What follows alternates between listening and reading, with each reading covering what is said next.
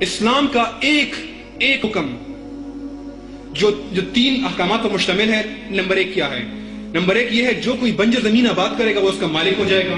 Number 2 جو 3 سال تک زمین کاشت نہیں کرے گا اس کی زمین واپس دے لی جائے گی۔ اور نمبر 3 مزارعت جائز نہیں ہے۔ ساری زمین جو ایک علاقے پر خالی پڑی ہے اور باقی جاگیرداروں کے پاس ہے وہ تقسیم ہو جائے گی لوگوں میں۔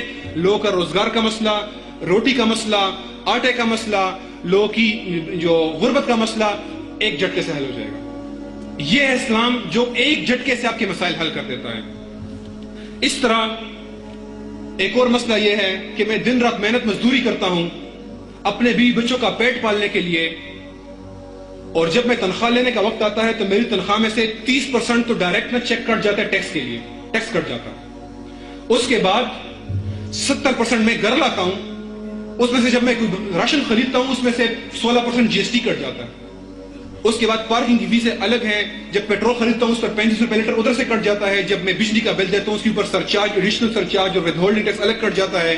اگر اپنی والدہ یا بائی سے بات کرنے کے لیے موبائل میں ایزی لوڈ کرتا ہوں تو اس پر 31% ٹیکس کٹتا ہے، مل ملا کے 31% ٹیکس میرے موبائل کے ایزی لوڈ سے کٹ جاتا ہے۔ یار تنخواہ میں میرے پاس بچتا کیا ہے؟ یہ تو میں زرداری کا پیٹ پالنے کے لیے محنت کر رہا ہوں۔ زرداری فنڈ میں سارے چیز جمع ہو رہے ہیں، کام ہم کر رہے ہیں، محنت مزدوری ہم کرتے ہیں، تنخواہ ساری کی ساری زرداری فنڈ میں جمع ہو رہی ہے، تو ہم کیسے غریب نہیں ہوں گے؟ یہ نظام ہے جو ہمیں غریب کر رہا ہے۔ اسلام کیا کہتا ہے؟ لا يدخل الجنہ صاحب المقص، جو ٹیکس لے کر جنت نہیں جائے گا۔ ان صاحب المقص فی النار، جس نے ٹیکس لیا دوزخ میں۔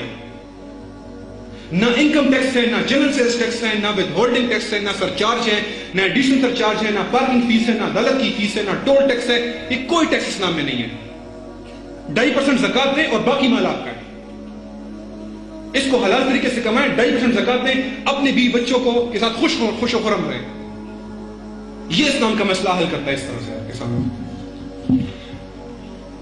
اس طرح ایک اور مسئلہ یہ ہے کہ دڑا دڑ چیزیں مہنگی ہوتی جاتی ہیں، اور جب مہنگی ہوتی ہے تو پھر اس کی کوئی سپیڈ ہی نہیں ہوتی، 5th گیئر کے اندر وہ ڈائریکٹ اوپر چڑھ رہی ہوتی ہے۔ ابھی چینی 45 تک پہنچ گئی ہے آپ کے سامنے، چاول 100 روپے کلو تک پہنچ گئے، گھی 150 تک چلا گیا تھا، جب وہ سلنڈر ہے وہ 88 روپے کلو تک چلا گیا ہے سلنڈر کا گیس۔ اور سیمنٹ، اس بڑی چیزوں پہ چلے جائیں، سیمنٹ ہے 240 پر ہوگا اور پھر چند دنوں کے اندر 375 تک پہنچ جائے گا۔ کس نے گاڑی لینی ہے وہ گاڑی دنیا بھر میں 2 لاکھ اور 3 لاکھ اور 4 لاکھ کی، وہ پاکستان میں 15 لاکھ 18 لاکھ اور 20 لاکھ کی ہے۔ کیوں؟ ایک وجہ کی، مغرب کا سرمایہ دارانہ نظام اجازت دیتا ہے کہ جس چیز کی امپورٹ حکومت بند کرنا چاہے بند کر دے۔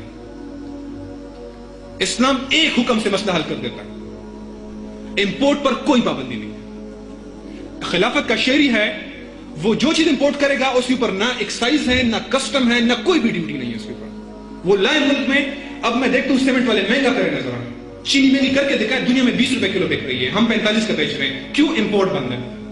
گاڑی میں مجھے 15 لاکھ کی بیچے نا ذرا، میں باہر سے منگا لوں گا، سیمنٹ باہر سے منگا لوں گا۔ یہ ہے اسلام کا نظام جو آپ کو سستی چیزیں دے گا، آپ کے ساتھ کوئی دھوکہ نہیں ہونے دے گا، ذخیرہ اندوزوں کا کلا کما کرے گا۔ یہ ہے اسلام کا نظام۔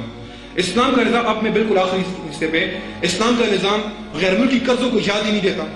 ہم اپنے قرضوں کے 12 گنا دے چکے ہوئے ہیں، کوئی جائز نہیں ہے غیر ملک سے قرض لینا، IMF اور ورلڈ بینک سے قرض لینا شرم حرام ہے۔ سود جس نے ہماری معیشت کو دیمک کی طرح چاٹ لیا ہے، پہلے دن سے ختم ہو جائے گی۔ ہمارے ملک میں موبائل کی فیکٹریاں کیوں نہیں ہیں، کمپیوٹر کیوں نہیں بنتے؟ یہ پیٹنٹس اور کاپی رائٹس لگائے ہیں انہوں نے۔ اسلام اور خلافت جوتے کی نوک پر رکھے گی ان کی پیٹنٹس اور کاپی رائٹس کو۔ پاکستان میں بنیں گے سارے موبائل بنیں گے، ہمیں باہر سے امپورٹ کرنے کی ضرورت نہیں ہے۔ پاکستان میں بنیں گے سارے لیپ ٹاپ کمپیوٹر بنیں گے، ایڈوانس انڈسٹری بنے گی، F-16 بنیں گے، الخالد ٹینک بنیں گے، اور دنیا کی جو اسٹیلتھ بمبر ہیں سارے کے سارے پاکستان میں بنیں گے۔ ہم کسی پیٹنٹس کو نہیں مانتے، کسی کاپی رائٹ کو نہیں مانتے۔ اسلام ان اسٹاک ایکسچینجوں کو پہلے دن بند کروا دے گا۔ یہ جوئے کے اڈے ہیں سارے، جو کئی دفعہ ڈوب چکے ہیں، اور غریب سرمایہ دار جو ہوتا ہے اس کے پیسے سارے ڈوب جاتے ہیں، اور چند بڑے سیٹ جو بیٹھے ہوئے ہیں یہ لوٹ رہے ہیں، اور یہ مغرب میں بھی ڈوب گئے، پاکستان میں بھی ڈوب گئے۔ یہ جوئے کے اڈے بند کر کے یہ پیسہ سارا انڈسٹری میں لگایا جائے۔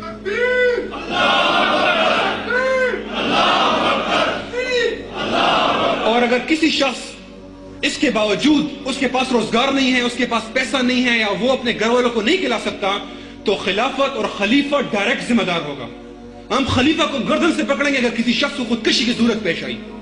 کیوں؟ اس کے پاس جواب نہیں ہے اس کا۔ ہر بندے کی بنیادی ضروریات گارنٹی کرے گا وہ خلیفہ براہ راست۔ آخری حد خلیفہ ہے، اس کے بعد کوئی حد نہیں ہے. خلیفہ ذمہ دار ہے ڈائریکٹ کسی بندے کی بھوک افلاس کا اور اس کے مسائل کا، وہ جواب دے گا. اور اس طرح اسلام نے جو وسائل ہمیں عنایت کیے ہیں، خلافت سے بڑی بڑی انڈسٹریاں خود لگائیں گی تاکہ ہمارے سارے لوگوں کو روزگار مل سکے. اور انشاءاللہ تعالی خلافت ایک ایسی ریاست ہوگی جس میں دنیا کے خوشحال ترین لوگ بستے ہیں، جہاں ایک بار پھر کوئی بھی زکوٰۃ دینے والا انشاءاللہ تعالی نہیں ہوگا. اور اللہ سبحانہ وتعالی نے فرمایا وَلَوْ أَنَّهُمْ أَقَامُوا التَّوْرَاةَ وَالْإِنْجِيلَ وَمَا أَنزَلَ إِلَيْهِمْ مِنْ رَبِّهِمْ لَأَكُلُوا مِنْ فَوْقِهِمْ وَمِنْ تَحْتِ